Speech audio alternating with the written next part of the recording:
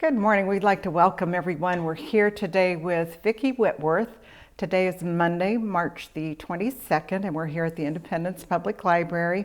We're going to be talking with Vicki this morning as part of a year-long series of interviews to raise the voices of Black, Indigenous, and people of color in and around the Independence, Kansas area. Vicki, would you mind telling us a little bit about yourself? Okay, my name is Vicki Whitworth. I grew up in the Washington County rural area on a farm. My mother's mother was Cherokee. Her mother was on the Trail of Tears. So the Cherokee heritage has always been very important to our family. My grandmother was a big influence, on us, but and she loved reading, and that's probably where I got my reading started, was with her. But I became a teacher when I got out of high school. I went to college, OSU, and I became a teacher, and I started out teaching special education because there was a lack there. And I wanted the kids to know that they had a purpose in life, every one of them. We all have a purpose in life, our walk of life. Nobody may not know what that is at the moment when they're in high school or junior high, but you will eventually find your path. And so I retired from teaching about 8 years ago. And so I've spent ever since then, I've spent my time teaching Cherokee culture classes so that we don't lose that culture. On basket weaving, I make blow dart guns. We make walking sticks for the elders, just different things like that. That's exciting. So that's what I spend my spare time doing now that I'm not teaching anymore. I'm so glad you're doing that. You said your grandmother inspired you to read. Can you tell us a little bit about that? Yes. My grandmother, she worked on the farm as she grew up. There was 8 brothers and sisters, and they had a pretty difficult life, and she only went to the 8th grade. But she had fell in love with reading. And you very seldom went to her house that she didn't have a book that she was reading on. And she also, better than I, her handwriting was perfect. Wow. Her cursive handwriting was just beautiful. I mean, she must have really practiced and practiced when she was young, because it never changed even as she got to be in her 80s. So I wish I'd had that. But did she say what motivated her? Her parents motivated her to read. Her dad, she told me that, a funny story, her dad, when she would come home from school with a book report, her or her brothers or sisters, he would read the book also. And he would want to help them with their book report, and sometimes they wouldn't want any help, but he would be so excited about what he had read, he would want to input what he had gotten from the book, also. So her dad was her big influence on reading. And that was really amazing to me, because her parents, growing up at the time they did in the 1800s, early 1900s, their education was not as available to them as it was for my grandmother. And my grandmother, her mother, was also an avid reader. I can remember when she was 96, she lived behind my aunt's house in a little small trailer back in the 70s. And one of the last times I saw her before she passed away, she was reading True Grit for the 4th time. And I just thought that was so amazing. They both loved to read, and they passed that on to their children. That's wonderful. My grandmother passed it on to me and also to my sister. So terrific. And you have children? Yes, I have four sons. Are they all readers? Yes. Yes.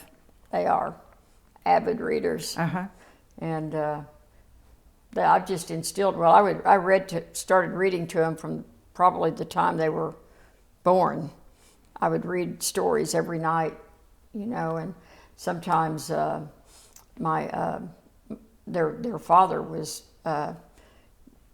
passed away when they were real young, and so I would tell stories, and I'd be so tired, I remember, but I'd read the stories, and I'd fall asleep sometimes reading the book, and they'd nudge me and say, "Finish the story." I'm like, okay.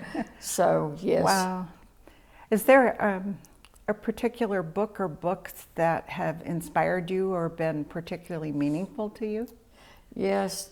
I brought some books with me today, and also the first book that I read, I know now that the schools have students read it. When I was teaching, they were reading it, and that was To Kill a Mockingbird. Yes. They have the students read it, the English teachers, and do a report on that. And that was one of the first books that I read that really impacted me. And I think it was because I was never around growing up in rural Washington County back in the 60s. I was never around any other race but white Americans and Native Americans. That was it. And so when I read that story, I was surprised. I didn't understand, why there was so much, racism at that time.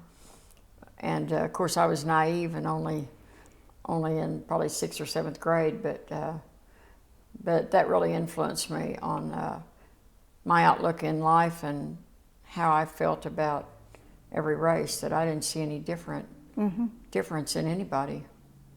And you said there were some other books you brought some with you today. Yes, I brought Nickajack. It's Robert Conley. It's a story. It's a Native American Cherokee, of course, since that's my main interest. It's a story about during the Trail of Tears, just immediately following the Trail of Tears, and Nickajack lives outside of Tahlequah with his family. And it's based loosely on true story. He was, at that time, there were two factions of the Cherokee Nation. There were those that were here before the trail and those that came on the trail. And the ones that came on the trail felt like the ones that came before had sort of abandoned them. So they, this Nickajack, he ran into 3 of these riders from the other faction on the trail going into town one day to get supplies, and they attacked him. So he had to defend himself, and one of the men were killed. And anyway, it tells about how he is given like 1 year to turn himself in, and even though he knows that he didn't intentionally intend to kill or injure someone, he still held steady and went to the, as they call it, the white man's courtroom, and to meet his fate. Wow. And has to prepare his family during all this time. The story follows about him preparing his family up into that year and what's going to happen at the end of the year, and he has children and a wife, of course, and wow. But it really shows the responsibility that he took for the situation, and how he didn't look at it as they were being picking him out because he was Cherokee. That didn't even cross his mind. He just felt like that was the law and that was what he had to follow. It's a very strong person. So it's a very good book. What about the others? The other one is Stand as One. It's by Crossland Fields Smith. He's a Cherokee elder spiritual advisor for the Cherokee Nation. And we are like distant relatives on my grandfather's side. And the book, what it teaches you is really how to live in peace with yourself, how to find peace within yourself. And that we are all put here and we all have a certain path we will walk in life. if we just sit and listen quietly, we'll find that peace and we'll know what direction and what path our lives should take. He sounds like a very wise man. So it's a very, very interesting book, and I read it very often. I've read it probably, I picked it up from him. They had just came out about 2 years ago, and I was at the Cherokee National Holiday and ran into him, and he had his books, so I got one from him, and he autographed it for me. And I think I'd like to get a copy of that book. It sounds really interesting. Yes, it's really good. Stand as One. Excellent. And I have one other book I'm just getting ready to start, Empire of the Summer Moon, and it's about the Comanche Nation. And at one time, they were the most powerful nation, in history. Many still consider them that. It's about Quanah Parker and his life, and how he was once, so powerful and wealthy also. And then, of course, later years as he got older, he didn't have all the wealth, but he was still respected. Yes. Even though, they'd lost their wealth and everything, he was still well respected because of the way he believed and the life he led. Wow. So, but yes. Speaking of the way they live their life, are there people who've been particularly helpful or influential in your life? Yes, my mother and my grandmother. My parents always taught, my mom and dad always taught us that no matter what happens in life, there's something good to come of it. I've heard that before. And I can give you an example. It's a bit of a sad and a happy example, but in fact, on this day, today, we lost my sister. She was 29 in a car accident. And the following August, my mother received her first great-grandson, and I received my first grandson. So we got a blessing also. Within that sadness, we knew we were going to have a grandson coming. So there's always something that you can find. My neighbor used to say there's something good in everything bad. Yes. Yeah. I believe that. It's hard to hang on to that sometimes, but I found it to be true. It is. It's real hard. But and I try to look at that, especially after teaching special ed, with the different types of students I had. I had all varieties of disabilities, and I never once had any of my students in all the years. I never had a problem with any of them. They never caused me any trouble whatsoever in my classroom. And I had a couple of teachers over the years, they'd say, "What are you doing there? Because I have all these problems and I can't get them to do their lessons, or they act out." And I just, my answer always is, I treat them like I want to be treated. There you go. I mean, they can have a bad day just like I can. I don't know what happened that morning they walked in the door, and they don't know what happened that morning I walked in the door. So I have to adjust to that. That sounds wonderful. So, but and I stay pretty peaceful, I think.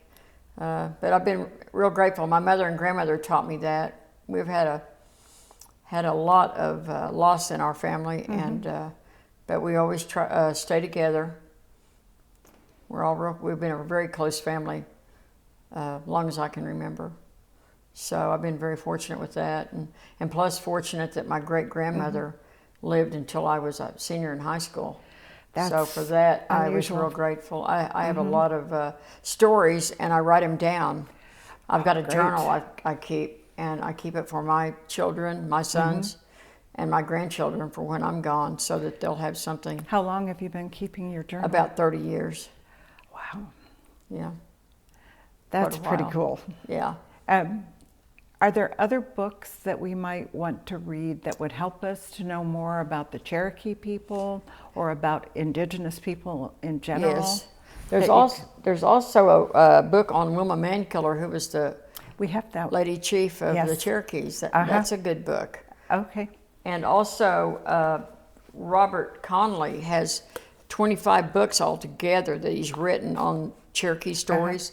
Like, here are some. It's Quitting Time, the Saga of Henry Starr, and Ned Christie's War. And about everybody's heard of Ned Christie and his plight, you know, and how the deputies came and took him out and all of that. So, but those are two.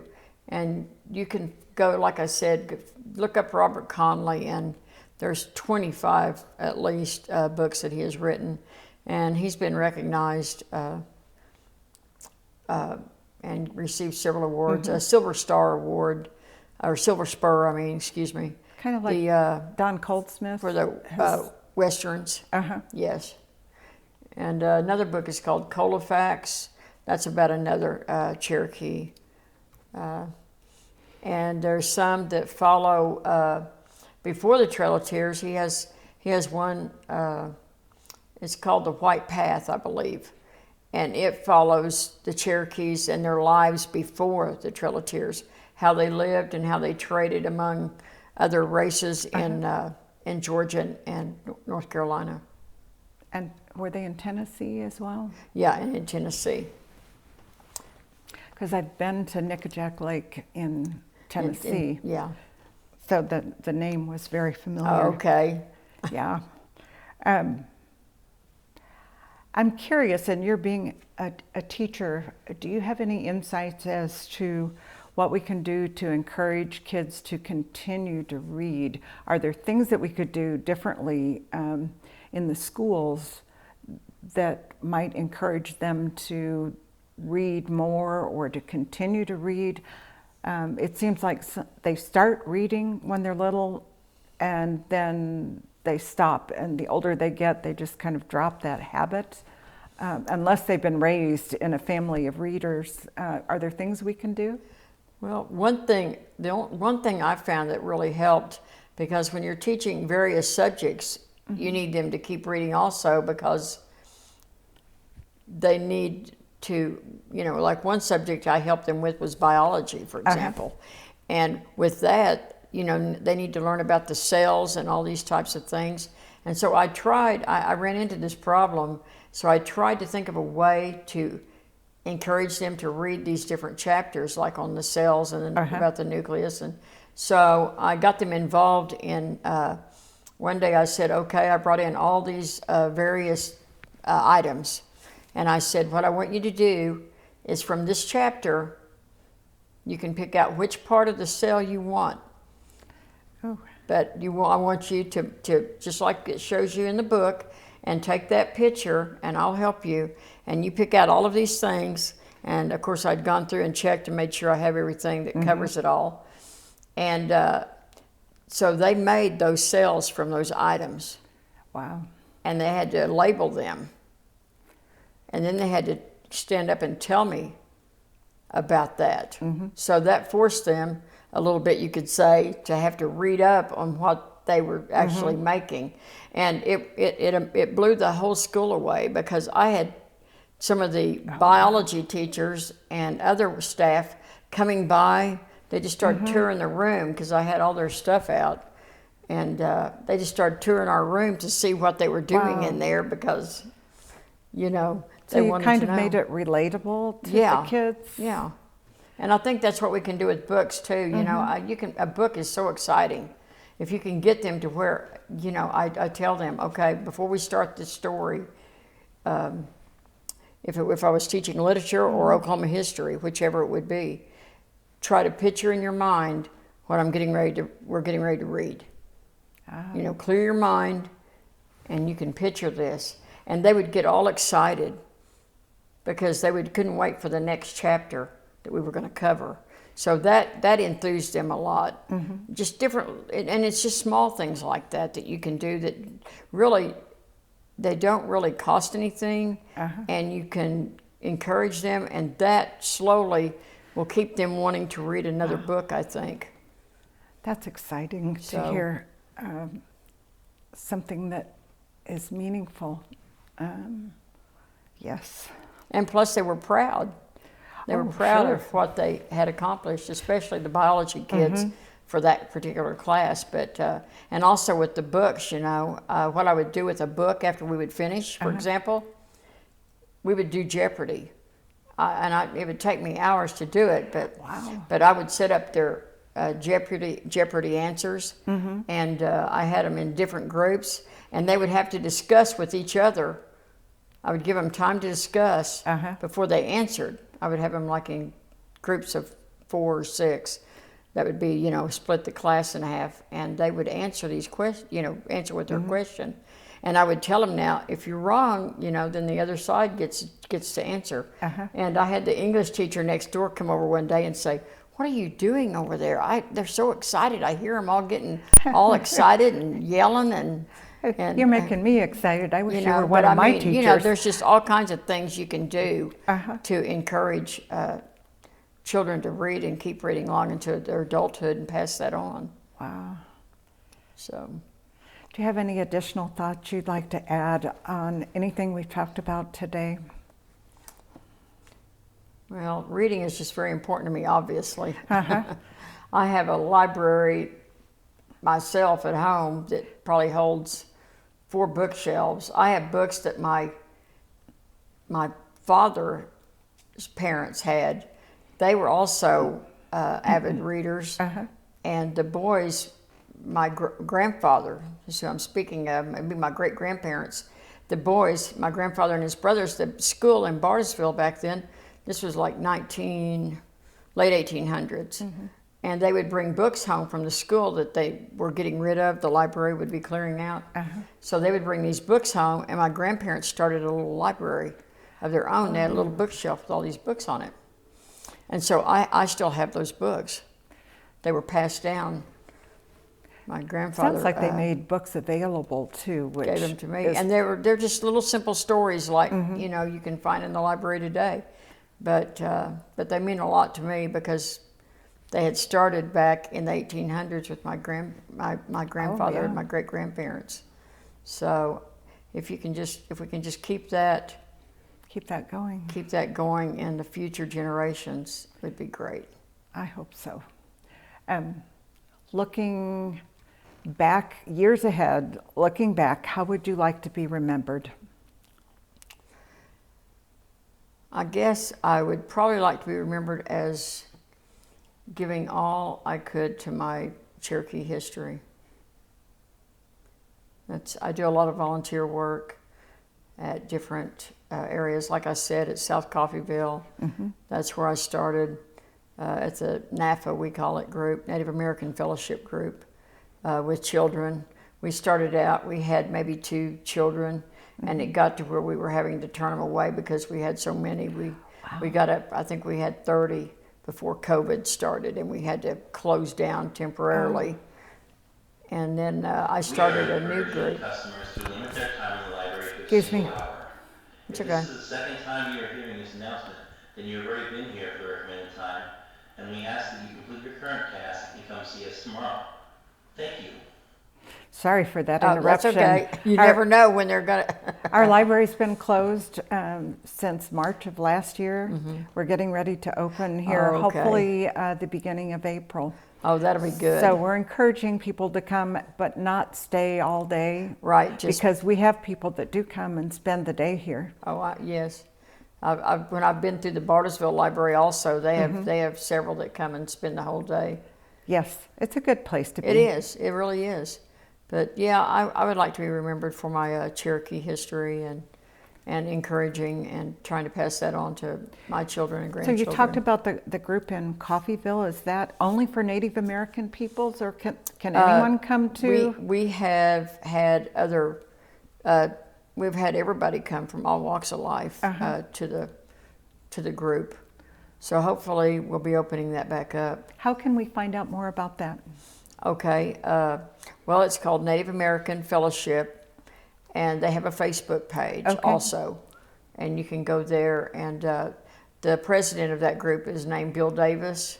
Okay. And you can just send him a message on Messenger to find out more information about the group there. And we have several that come here from Independence that come to the group that also volunteer. Maybe they'd be willing to do a class or a program here at the library? Probably so. That would be wonderful. Yeah, I'd come help them. I Good. would help them.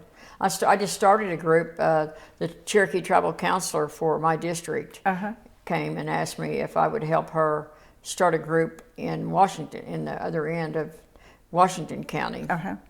So we had started a group, and we had done beading and basket weaving, and then the COVID hit, so we've been shut down for a while. But so everybody will be excited to get back. yes, Yeah. but yes, that'd be great. We would be. Awesome. I'm sure that I could get a couple, 3 people that would be happy to help with a We class. would really love that. Thank you, Vicki. You're welcome.